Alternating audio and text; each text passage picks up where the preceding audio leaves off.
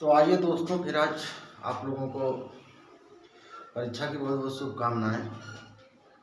Admit card सबका आ चुका है, सेंटर बदल गए हैं इस बार, तो समय कम बचा है। एडमिट कार्ड आने के बाद हड़बड़ी मच जाती है, ये पढ़ना है, ये छूट गया, वो छूट गया, ऐसे छूट गया, वैसे छूट गया। तो छूटेगा कुछ नहीं, उसका टेंशन मत लीजिए। आज हम आप लोगों को बता देते हैं रस। थोड़ा सा आज हमने पहले सब लिख के तैयार रखा है ताकि आप लोग कम से कम समय में ज़्यादा से ज़्यादा गेन कर सकें। तो रस, आज का चैप्टर हमारा है रस। संधि समास हो गया, तत्सम तद्भव हो गया, अलंकार हो गया, एक रस। इसके बाद एक चैप्टर और बचेगा, वर्ण विचार, वर्णमाला, जो कठिन होता है। इसके अलावा सब आसान क्वेश्चन है, सारे के सारे। और कैसे लगाया जाएगा हम आपको बताएंगे, लेकिन पहले आज रस के बारे में पूरा पढ़ा जाए। रस का जनरली हर किताब में अर्थ लिखा हुआ मिलता है कि आनंद है।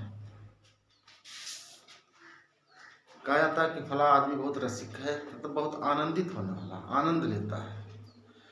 लेकिन रसिक जिस शब्द में प्रयोग किया जाता है वो सिर्फ आनंद लेने वाला नहीं है, वो अच्छी चीज़ों का भी आनंद लेता है, बुरी चीज़ों का भी आनंद लेता है, उसको रसिक कहते हैं। तो रस का मतलब हो जाता है भाव। भाव क्या है?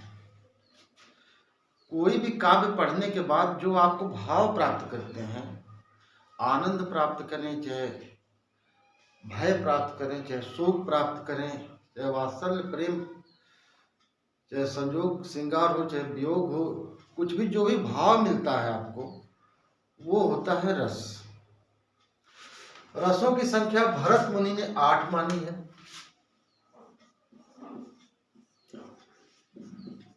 भरत मुनि ने नाट शास्त्र इन्होंने लिखा है सबसे पहले हिंदी का।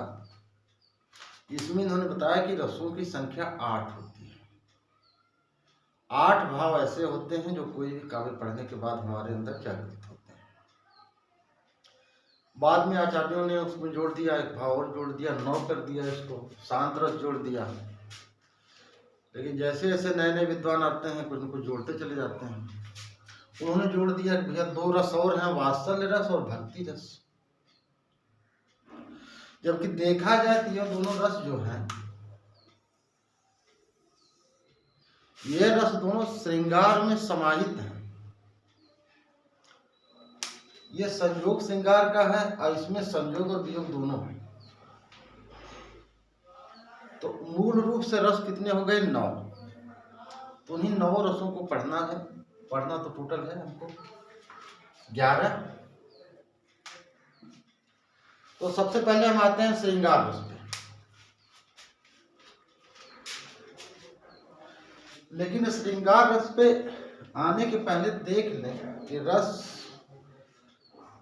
काम कैसे करता है, हमको रस खोजना कैसे होता है। उसमें रस के कुछ अंग होते हैं।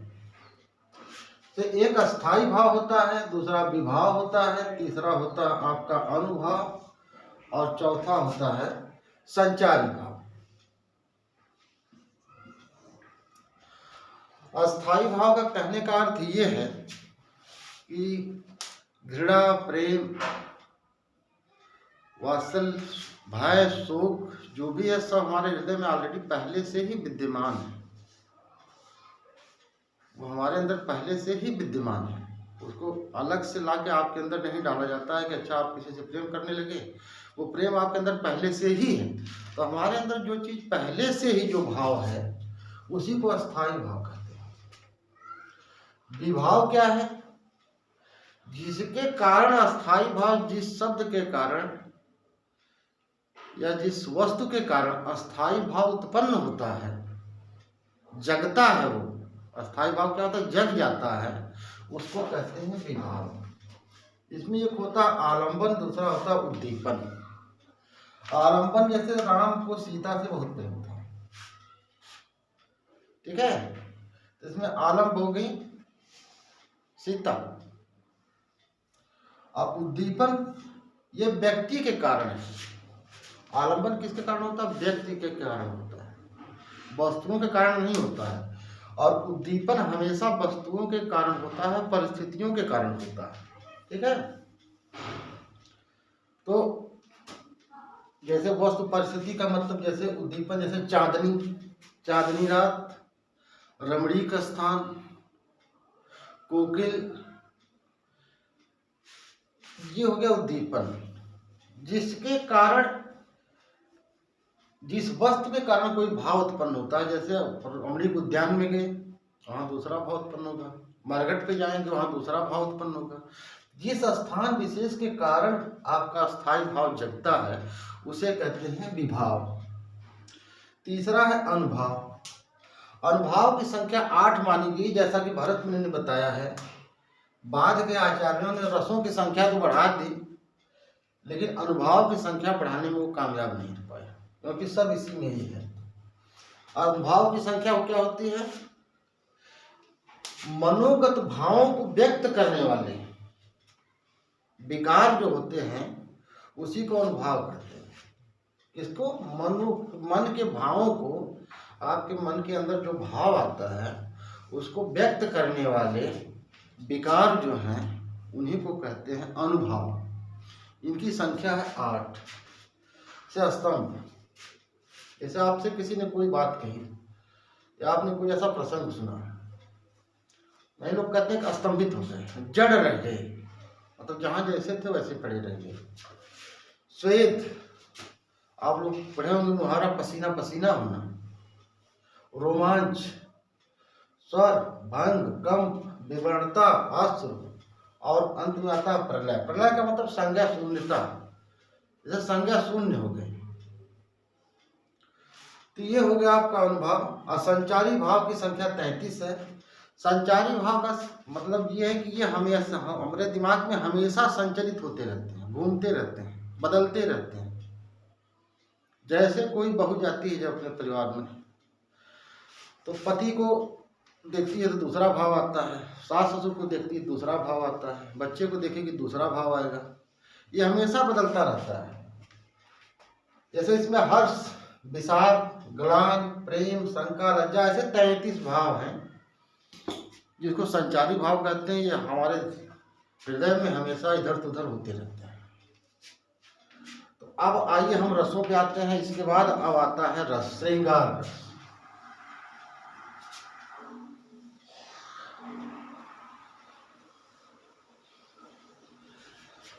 कौन सा रस? पहला रस आ जाता है श्रृंगार। श्रृंगार रस का अर्थ क्या होता है? इसका अस्थाई भाव जान लीजिए। इसका एक अस्थाई भाव होता है। अस्थाई भाव इसका है रति या प्रेम।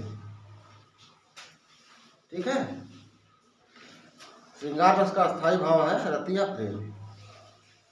श्रृंगार रस मतलब जिसको, जहां पे दो लोगों के मिलने या बिछुड़ने का, यहाँ प्रेम में क्या होता है? या तो मिलना होता है या तो बिछड़ना होता है। आप मिलेंगे या तो बिछड़ेंगे। ऐसे प्रेम का जहां वर्णन होता है जिसमें मिलन हो उसको संयोग श्रृंगार कहते हैं। और ऐसे प्रेम का वर्णन जहां पे वियोग हो, दूरी हो, उसको कहते हैं वियोग श्रृंगार। तो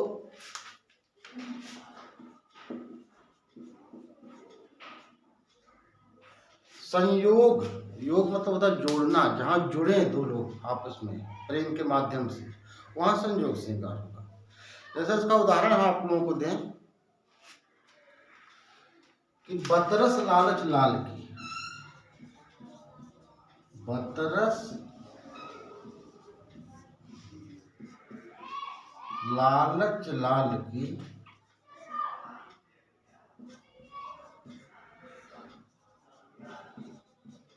मुरली धरो लुगाय,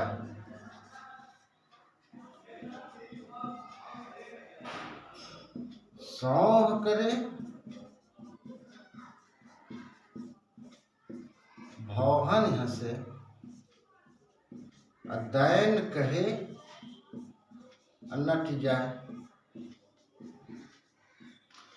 ये भगवान कृष्ण का वर्णन है कि जब छोटे थे वो मुरली बजाते थे तो बच्चों से बात करने में एक अलग टाइप का आनंद आता है, रस आता है। तो सब गोपियाँ जो थी उनसे प्रेम करती थी, उस प्रेम करने में, उनको बात करने में ही उनसे बड़ा आनंद आता था। लेकिन कृष्ण भगवान अपना बांसुरी लेके चले जाते थे, बजाते रहते थे घंटों घंटों। उनके दिमाग में प्लान आया कि ऐसे तो बात करेगा नहीं, इसकी मुरली जो है चुरा ली जाए। उन्होंने मुरली चुरा लिया उसकी। तो बतरस लालच लाल की, तो बातों का आनंद, बतरस माने बात का रस, बातों का आनंद लेने के लिए गोपियों ने मुरली धरे लुकाए, मुरली उन्होंने चोरी कर लिया। चोरी कर लिया, उनसे बता भी दिया कि तुम्हारी मुरली तो चोरी हो गई। तो वो कह रहे तुम ही लोगों ने लिया है, दो हमको। तो सब तमाम बातें करती हैं कि अच्छा ठीक है दे देंगे। सौह करें भावहन्य से, भाव मतलब ये भाव आँख के ऊपर का जो होता है भाव, आंखों ही आंखों में जैसे इशारा कहते हैं, तो कभी कभी भावों से इशारा होता है। तो आदमी खुश होता है तो उसकी भाव देखेंगे तो आप समझ जाएंगे खुश है, दुखी होता है तब भी समझ जाएंगे कि दुखी है, क्योंकि भावें उठ जाती हैं या फिर नीचे हो जाती हैं। तो सौह करें भावहन से, हंसी मजाक भी कर रही हैं, हंस भी रही हैं। और दाइन कहें नट जाए, कह रही कि अच्छा ठीक है अभी दे देंगे, लेकिन नट जाए, लेकिन मुकर भी जा रहे कि नहीं मेरे पास तो है नहीं, अच्छा ठीक है रुको अभी दे देंगे, कोई देंगे तुम्हारा। तो यहाँ पे क्या है, यहाँ पे संयोग श्रृंगार है कि दोनों लोग मिले हुए हैं, कृष्ण और गोपियाँ मिली हुई हैं। ये हो गया आपका संयोग श्रृंगार। अब फिर इसके बाद आता है वियोग श्रृंगार।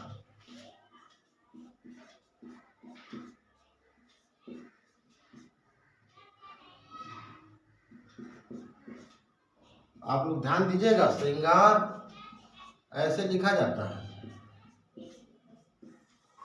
ये डबल लगाया आपने गलत हुआ। ये भी सवाल आता है शुद्ध शब्दों में, शुद्ध शब्द लिखिए, अक्सर इसको पूछा जाता है हर परीक्षाओं में। वियोग श्रृंगार में क्या है, जब कृष्ण भगवान चले जाते हैं गोकुल छोड़ करके, तो जाते हैं महोदय वहां पे, इधर गोपियों का हाल बुरा है। उनका वर्णन किया गया है, लिखा गया है कि निस दिन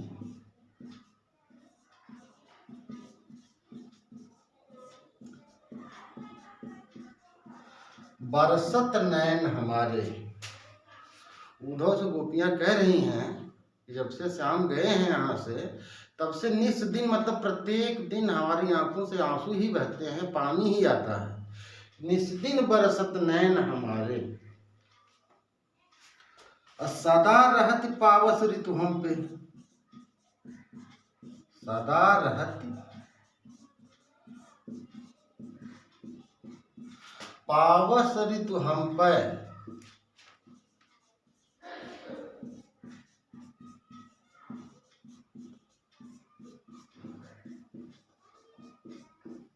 जब से श्याम सिधारे, कहने का मतलब कि प्रेम तो यहाँ भी दिख रहा है, लेकिन ये प्रेम दूर है।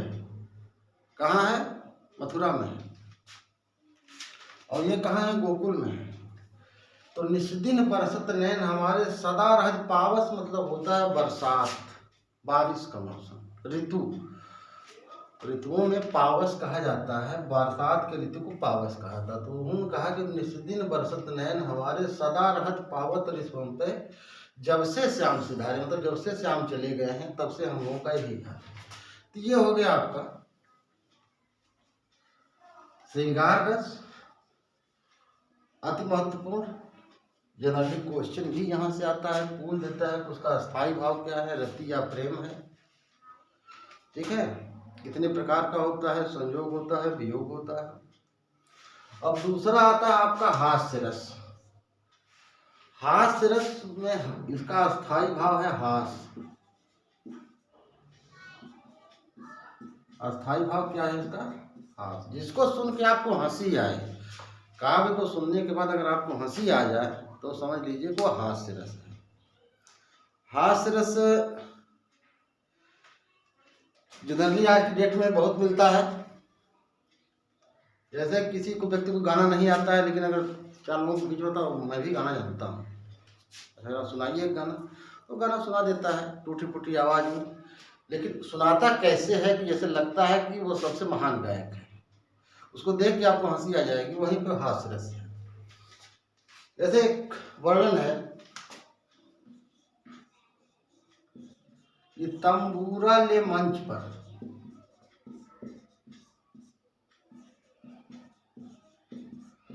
बैठे प्रेम प्रताप। ये प्रेम प्रताप महोदय का नाम है। ये तंबूरा लेके बैठ गए मंच पे और साज मिले 15 मिनट।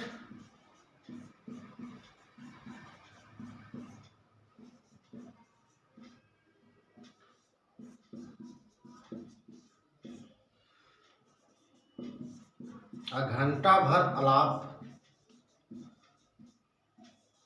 साज का मतलब होता है कि जिसको वाद्य यंत्र के रूप में प्रयोग किया जाए, वो चाहे तबला हो, चाहे हारमोनियम हो, चाहे तंबूरा हो, चाहे ढोलक हो, उसको कहते हैं साज।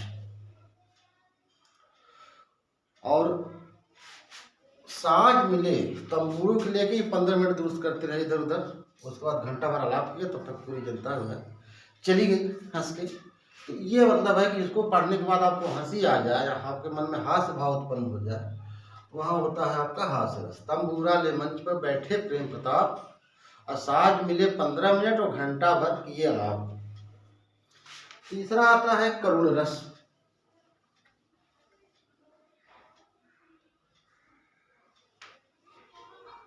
अब देखिए करुण रस, इसका स्थायी भाव क्या है? शोक। जहां पे पढ़ने के बाद कब आपको लगे कि हाँ यहाँ दुख है, यहाँ दुख प्रकट किया जा रहा है। जैसे जनरली किसी के मरने पे ही प्रयोग, सामान्य तौर पे किसी के मरने का ही प्रयोग किया जाता है। तो जैसे जब दशरथ मर गए तो तुलसीदास ने लिखा है कि शोक विकल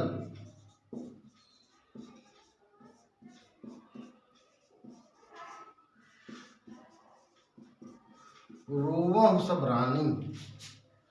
शोक विकल रोवों सब रानी, और रूप शील बल तेज बखानी। ये तो दशरथ के बारे में कहा जाता है। ऐसे कोई भी व्यक्ति, जब अच्छा व्यक्ति मरता है तो लोग जाते हैं वहाँ शोक व्यक्त करते हुए, कहता बहुत अच्छा आदमी, कोई कहता यार बहुत गरीबों की सहायता करता था, कोई कहता था बहुत सुंदर आदमी था यार। तो तमाम तरीके से अच्छाई की भी बात होती है, बुराई की भी कुछ लोग बातें करते हैं। तो वहाँ पे जो रूप शील बल और तेज का बखान कर करके शोक विकल होकर रो रही हैं सब दशरथ का। तो इसमें सामान्य तौर पर रोने का भाव कहीं कहीं शब्द रोने का आ जाता है। इसको पकड़ना आसान है, लेकिन पूछा जाता है कि इसका स्थायी भाव क्या है। करुण रस का शोक है। इसके बाद आता है आपका वीर रस। तो वीर रस का स्थायी भाव उत्साह। वीर रस का स्थायी भाव उत्साह। जैसे रणबीर चौकड़ी भर भर कर चेतक पर गया निराला था। मतलब जिसको पढ़ने के बाद आपके मन में एक उत्साह जगे। इसका सबसे सटीक उदाहरण है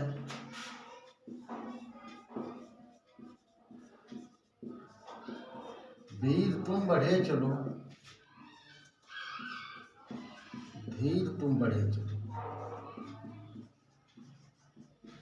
सामने पहाड़ हो, सिंह की दहाड़ हो, तुम कभी रुको नहीं। कुछ भी हो, बढ़े चलो। इसका मतलब उत्साह जगाया जा रहा है लोगों के मन में। यहाँ पे कौन सा रस होगा? यहाँ पे होगा आपका वीर रस। अस्थाई भाव क्या हो गया वीर रस का? उत्साह। उत्साह जगा दिया आपने काव्य के माध्यम से, वहां पे क्या हो गया? वीर रस। अब इसके बाद आता है रौद्र रस।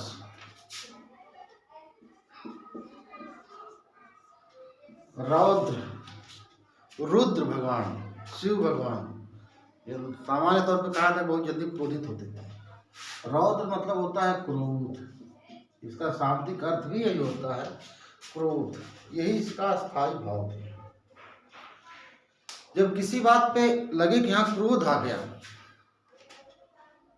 जैसे आप लोगों ने पढ़ा होगा परशुराम लक्ष्मण संवाद,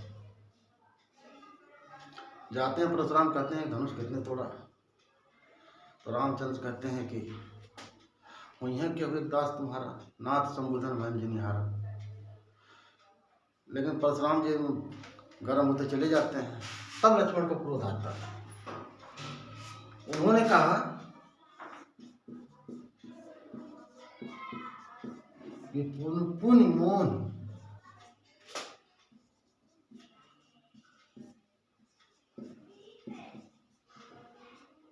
देखाव कुठारू, अचाहत उड़ावन फूट पहाड़ू।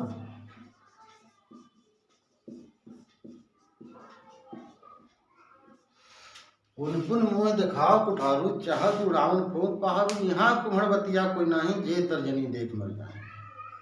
कुठार दिखाइए मत, आना हो तो आइए इधर लाइन में। अच्छा, परशुराम को भी लगा कि नहीं यार, लड़का तो भी नया नया है, जवान है, अभी हालत खराब कर देगा, तो शांत हो गए वो। ऐसा नहीं कि समझ गए कि राम भगवान थे इसलिए मान गए, इसलिए कि समझ गए कि लक्ष्मण ताकतवर ज्यादा है, अभी बुढ़ापा रद्द हो जाएगा। क्रोध देख के ही उसका समझ गए। यहाँ पे हो गया रौद्र रस। फिर आता है बीभत्स रस। थोड़ा हंसी मजाक की बातें भी होती रहे तो ठीक है, क्योंकि पढ़ाई को कभी लोड नहीं लेना चाहिए, आराम से पढ़िए। जैसे आप खाना खाते हैं, आराम से खाते हैं, इस तौर पे नहीं खाते हैं कि नहीं यार खाना है, खाना पड़ेगा, शाम को खाना है। आप सामान्य तौर पर उसको लेते हैं, जैसे खाना खाते हैं, सोते हैं, बात करते हैं, वैसे पढ़ाई को लीजिए। हंसी मजाक करते हुए, आनंद में रहते हुए पढ़िए, सब हो जाएगा। टेंशन उसका नहीं है। टेंशन उसका होता है तब होता है कि जब आप पढ़ते रहें लेकिन मन से कहीं और नहीं, दिमाग में आपके कुछ और चलता रहे। आप मत पढ़िए 24 घंटे में, 8 घंटे 10 घंटे मत पढ़िए, कोई ज़रूरत नहीं पढ़ने की है। आप 3 घंटे पढ़िए, 2 घंटे पढ़िए, लेकिन जब तक पढ़िए तब तक वहीं रहिए, उसी के आनंद में डूबिए, उसमें आनंद आना चाहिए। खाना खाते हैं तो आनंद आता है, बात करते हैं तो आनंद आता है, सोते हैं तो आनंद आता है, उसमें और कहाँ क्या हो रहा है कुछ पता नहीं होता है। वही चीज़ पढ़ाई में है। थोड़ा सा कंसंट्रेट होकर पढ़िए, जब तक पढ़िए कंसंट्रेट होकर पढ़िए, थोड़ा सा बीच में हंसी मजाक पढ़िए, कभी कभी मेलोडी गाने भी सुन लेने चाहिए। तो अब आ गया आपका बीभत्स रस। कौन सा? बीभत्स रस। बीभत्स रस का स्थायी भाव क्या होगा? नाम से ही आप समझ लीजिए इसको।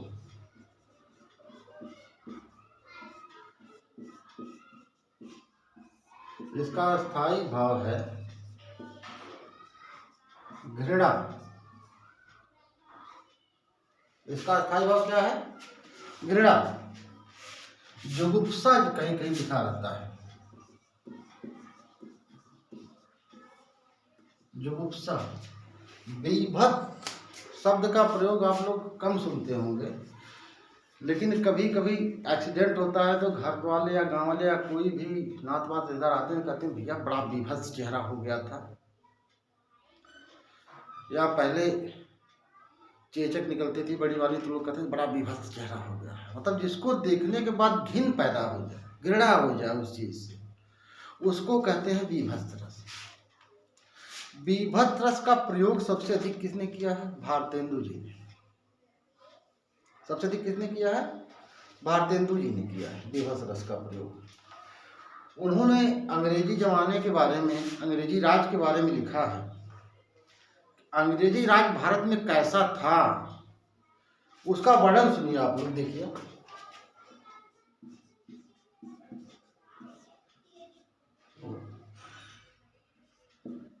सिर पर बैठो काग, बैठो काग, काग मतलब कौवा। सिर पर बैठो काग,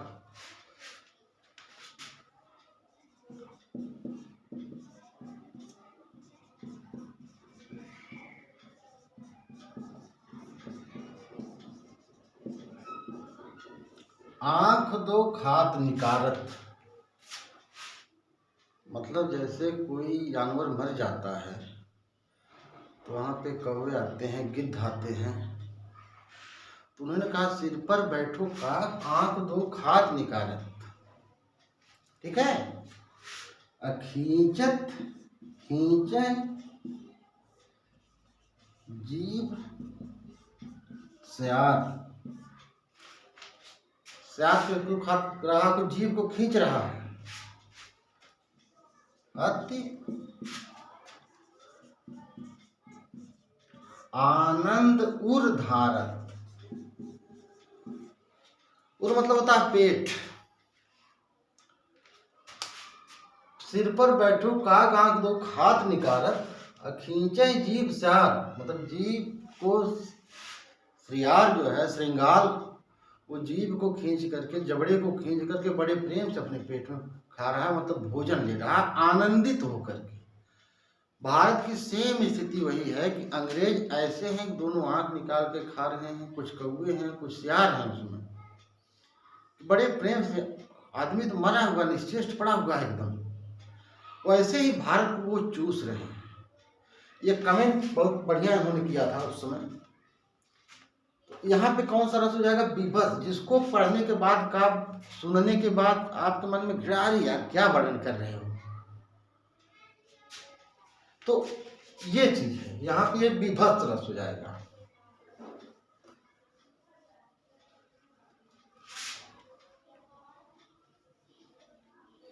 इसके बाद आता है भयानक रस। कौन सा, भयानक रस। इसका अस्थाई भाव क्या होगा, अस्थाई भाव इसका है भय।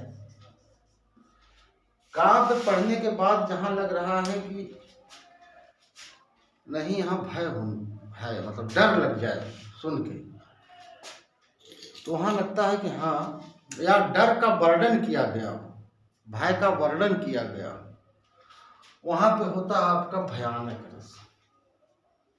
जैसे उधर गरजत सिंधु,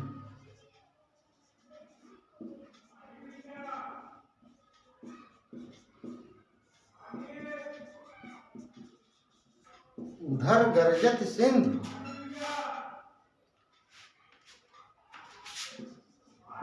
लहरिया, उधर गरजत सिंधु लहरिया,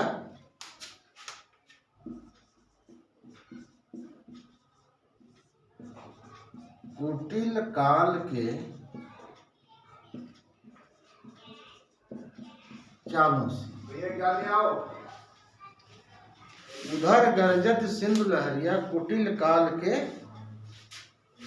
जालों से, कुटिल काल के जालों से। जैसे काल है, काल मतलब मृत्यु, कहा जाता है कि मृत्यु बहुत ही कुटिल होती है, किसी भी तरीके से आपका जान लेके ही मानती है।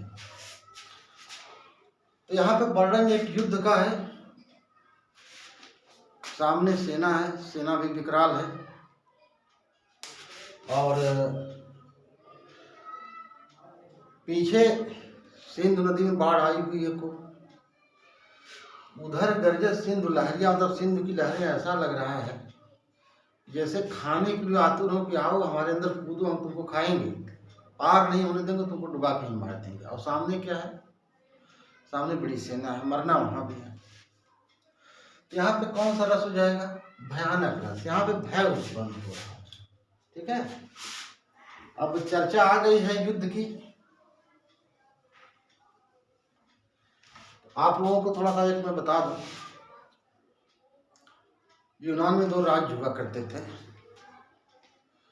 उस पर कई पिक्चरें बनी हैं। एक राज्य जो था समुद्र के बीचों बीच था, और दूसरा राज्य था वो स्थल से सटा हुआ था। स्थल से सटा हुआ था, उसका व्यापार वाणिज्य तमाम अच्छे थे, अच्छे सैनिक थे उसके पास, अपना राज्य क्षेत्र का विस्तार भी उसने किया। ऐसे थे, एक राज्य ऐसे है और दूसरा राज्य ऐसे है, लेकिन यहाँ कई राज्य स्थल है और यहाँ तक इसने विस्तार कर दिया। पड़ोसी राज्यों को जीत लिया उसने। विश्व में सबसे नंबर 1 सेना मानी जाती थी। ठीक है, यहाँ का जो सैनिक थे विश्व के नंबर 1 के नहीं थे, लेकिन इसने 17 बार आक्रमण किया। जैसा कि सामान्य तौर पर आप लोग पढ़ते होंगे कि मोहम्मद गोरी ने 17 बार आक्रमण किया था, 17वीं बार सफल हुआ, ऐसा कुछ नहीं था। ये घटना वहां की यूनान की है, यहाँ की नहीं है। 17 बार इसने आक्रमण किया। तो राजा जब आक्रमण करता था, जाता था यहाँ से, सेना लेकर लड़ता था, युद्ध होता था, लगता हारने वाले फिर भागाता था उसी पुल के माध्यम से। सेनापति लहूलुहान हमेशा हो जाता था, लेकिन उसका मंत्री देख कर मुस्कुराता था। 17वीं बार जब हो गया तो मंत्री को देखा, राजा गुस्सा आया, जो बताओ मुस्कुरा क्यों रहे? कहा था बस ऐसे मुस्कुरा रहे, इतना कठिन युद्ध होता है, इतने लोग मारे जाते हैं, तुमको मजा आ रहा है, हंसी आ रही है तुमको? जीत सकते हो युद्ध को? अब विश्व का अजय व्यक्ति हूँ, जिस राज्य पे हमने आक्रमण किया सबको जीत लिया, ये छोटा सा राज्य जिसको मैं नहीं जीत पा रहा हूँ, जबकि मेरा इतना बड़ा राज्य है, इतने अच्छे अच्छे सैनिक हैं, इतने अच्छे हथियार हमारे पास। तो मंत्री ने कहा, हुजूर अगर जान की माफी दी जाए तो एक बात कहूँ, ये युद्ध मैं जिता सकता हूँ आपको, इससे आधी सेना में, जितनी सेना आप लेके जाते हैं उससे आधी सेना में, लेकिन प्रधान सेनापति मैं रहूंगा। और सिर्फ आधे घंटे के लिए। राजा ने कहा ठीक है। उसने कहा ऐसे नहीं, सेना को बुलाइए और ये कह दीजिए कि आधे घंटे तक मेरा कोई आदेश नहीं चलेगा, जो भी चलेगा इसी मंत्री का चलेगा, यही आप लोगों का राजा इस समय, यही सेनापति है, इसी के आदेश पे सारा काम होगा। कोई भी जो भी व्यक्ति इस आदेश का उल्लंघन करेगा उसको मृत्युदंड की सजा दी जाएगी। राजा पर अपराध लगा नहीं, बुला दिया, कर दिया घोषणा। उसने कहा चलो, सेना लेके पार हो गया, आ गए यहाँ। उसने कहा बताओ, आधा घंटा तो पुल पार करने में लग गया, सेना आने में लग गया, आप क्या करोगे? कहा सर 5 मिनट है हमारे पास। तो कहा तो 5 मिनट क्या उखाड़ दोगे? अब बिल्कुल उखाड़ दूंगा सर। उसने कहा बारूद लगाओ पुल पे, उड़ा दो। राजा हड़बड़ा गया, अरे तो सारा लाके यहाँ फंसा दिया, अब क्या करेंगे, अब जाएंगे कहाँ? कहा ऐसा मत करो। कहा नहीं सर, मैं इस समय सेनापति हूँ, मैं राजा हूँ, जो कहूँगा मेरा का पालन किया जाए। पुल उड़ा दिया गया। उसने कहा राजा साहब, अब आप राजा हैं, ये सेनापति हैं, मैं मंत्री हूँ, अब हम लोग पास ऑप्शन क्या है, क्या ऑप्शन बचा है, विकल्प क्या क्या बचा हम लोगों के पास? तो विकल्प इतना ही बचा हम लोगों के पास है, या तो युद्ध करके जीत करके यहाँ का राजा बने, या तो युद्ध को जीत ले यहाँ भी शासन करें, या तो मर जाए। अगर जिंदा रहना है तो युद्ध को जीतना है। ये सामने जो टेट और सुपर टेट होने वाला, ये भी एक युद्ध है, इनको अंतिम ऑप्शन बना लीजिए, कोई आपको रोक नहीं पाएगा। अंतिम ऑप्शन मान के चलिए कि मेरे पास कोई और विकल्प ही नहीं है, और जब आपके पास आखिरी विकल्प होगा तो आपके पास जितनी भी एनर्जी होगी सब झोंक देंगे। और हर व्यक्ति के पास इतनी एनर्जी होती है, भगवान ने शरीर के अंदर दिया हुआ, जो सोई रहती है, जिसको हम जान नहीं पाते हैं, वो पूरी दुनिया को जीत सकता है। तो ये थोड़ा सा प्रसंग था, आप लोग को फॉलो करिए, सोचिए इस पर 2 मिनट, इस कहानी के बारे में सोचिए। वो राज्यों का नाम था स्पार्टा और ट्राय। अब आ जाइए इधर, ठीक है, बहुत हुआ। अब आ जाइए अद्भुत रस। कौन सा? अद्भुत रस। अद्भुत रस का मतलब क्या है? इसे अद्भुत चीज, जैसे जो पहले आप कभी पहले न देखे हों, उसको देखेंगे तो आपको क्या होगा? विस्मय, आश्चर्य होगा। अरे यार ये क्या कहती है, ठीक है। अद्भुत रस मतलब ये क्या, जो पहले कभी देखा ही नहीं गया। उनका उदाहरण है अखिल भुवन, मतलब पूरी पृथ्वी, अखिल भुवन, चर अचर सब, पूरी पृथ्वी, पूरा ब्रह्मांड, जितने चर हैं जितने अचर हैं, मतलब जितने जीवधारी हैं जितने जीवधारी नहीं हैं, या जो चल सकते हैं जो नहीं चल सकते हैं, सब टोटल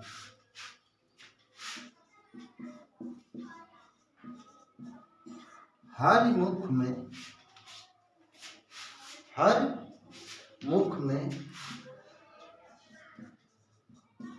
लखमात, लख मतलब लखना, देखना, ताकना।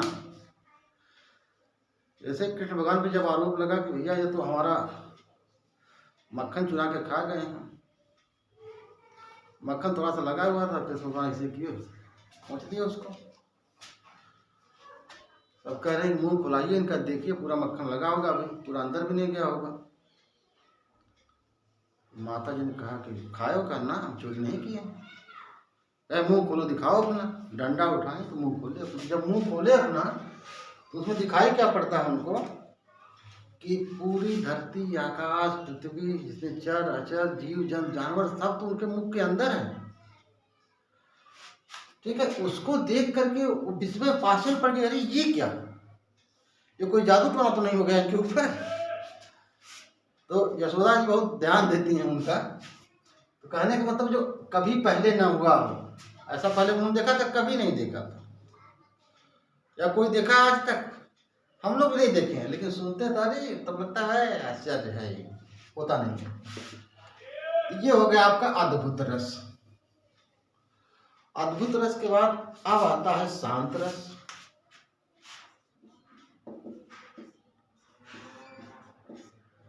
जिसको सुनने के बाद आप के अंदर वैराग्य पैदा हो जाए, शम हो, निर्वेद हो जाए आप। ठीक है, जैसे दुनिया से मतलब ही नहीं रहे, उसको शांत रस कहते हैं। ऐसे लोग कहते हैं कि आज एक दिन मरना ही है। झूठे लोग इतना पिपास हुए हैं धन को लेकर के, कोई प्रतिष्ठा को लेकर के, कोई पद को लेकर, सब पिपास हो गए हैं। मरना एक दिन सबको है, जलना लकड़ी से ही है। चाहे कोई महल में रहता हो, चाहे जहाज उड़ता हो, चाहे साइकिल पे चलता हो, चाहे पैदल चलता हो, तो लगता है कि अरे सब कुछ वहीं जाना है। आदमी तो निर्वेद हो जाता है, वैराग्य तक है, छोड़ो क्या मतलब है किसी चीज से। तो जहाँ पे वैराग्य भाव उत्पन्न हो वहाँ शांत रहते हैं। जैसे कबीर दास ने लिखा है, मन रे कागज का पुतला। ये कागज का पुतला है, मन रे कागज का पुतला है, लागे बूंद बिनस जाए छिन्न। लागे बूंद और बिनस जाए छन्न। लागस बूंद बिनस जाए छन में, गर्व करे का इतना।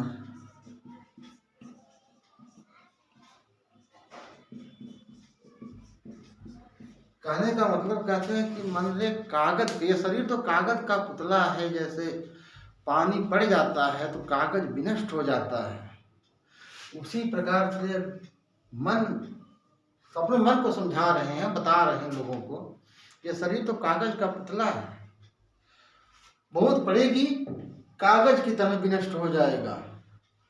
तो गर्व किस बात का इतना है भैया आपको, तो किस बात का आप गर्व कर रहे हैं। ठीक, मतलब यहाँ भी वैराग्य उत्पन्न हो रहा है, भाग रहे हैं संसार से, तो वहां शांत रस है। इसके बाद जो दो नए रस आए हैं उनको भी देख लीजिए। एक वात्सल्य है, एक भक्ति है।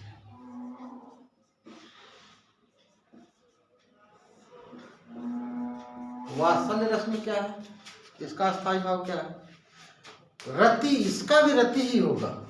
वास्तव रस का भी अस्थाई भाव क्या होगा? इसका भी रति ही होगा, लेकिन किसके प्रति?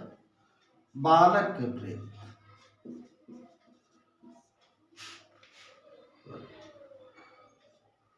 वत्स मतलब होता है लड़का, वत्स मतलब बच्चा, बच्चे के प्रति प्रेम, मतलब बचपना इसमें हो उसके प्रति प्रेम, ये वात्सल्य प्रेम होता है। बच्चों का वर्णन कहीं भी हो, सबसे सुंदर वर्णन तो तुलसीदास ने ही किया है, ठीक है। उसके बाद फिर सूरदास ने किया है। तो तुलसी का तो आपको जानते हो, सूर का सुन लीजिए। किलकत का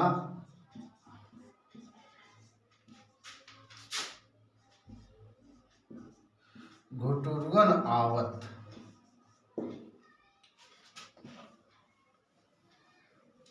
किलकत कान घुटुरवन आवत, मतलब कृष्ण भगवान जो है खिलकते हुए घुटने के बल पे, बकैया जिसको कहते हैं गांव की भाषा में, शहर में भी लोग कहते हैं बकैया, घुटनों के बल किलकते हुए बच्चे किलकारी मारते हुए आ रहे।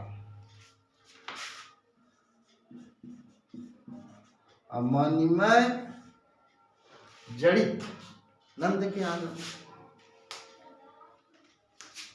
मणिमय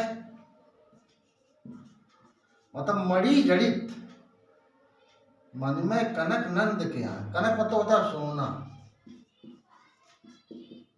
मतलब नंद का जो, नंद बाबा का जो आंगन था सोने का बना हुआ था, इसमें मणियां जड़ी हुई थी।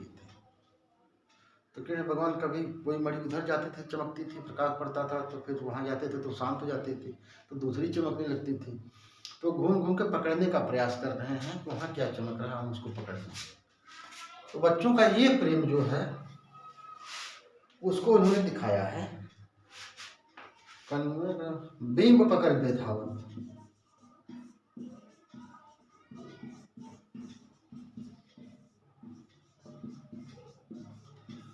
ठीक। तो जहां पे बच्चों के प्रेम का वर्णन हो उसका अस्थायी भाव वात्सल्य रहती, ठीक है। और वहां पे वात्सल्य रस होगा। अंतिम आता है भक्ति रस।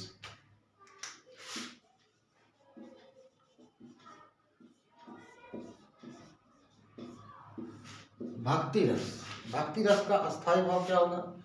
इसका भी है प्रेम ही, अनुराग, प्रेम, लेकिन वहां वात्सल्य था, यहां होता है देवता के तत्व, जिसको भी आप मानते हैं, जिस देवता को भी आप मानते हैं, ठीक है। वहां अनुराग हो देवता से, प्रेम हो, ऐसे राम जप राम जप राम जप बावरे, राम जप राम जप राम जप बावरे। क्यों जपो राम को? क्योंकि घोर भवनीर, तब कहते हैं बहुत बड़ी नदी है, मरने के बाद आप जाते हैं तो उसको बैतरणी, जिसको बैतरणी आपको पार करनी पड़ती है। भवनीर निधि, नीर मतलब पानी, बैतरणी, नाम निज नाव रे, वहां कुछ नहीं काम आएगा, वहीं जो जितना नाम आप जपे रहेंगे राम राम का, वही नाव बन जाएगा आपको, वही पार कराएगा। इसलिए राम जप राम जप।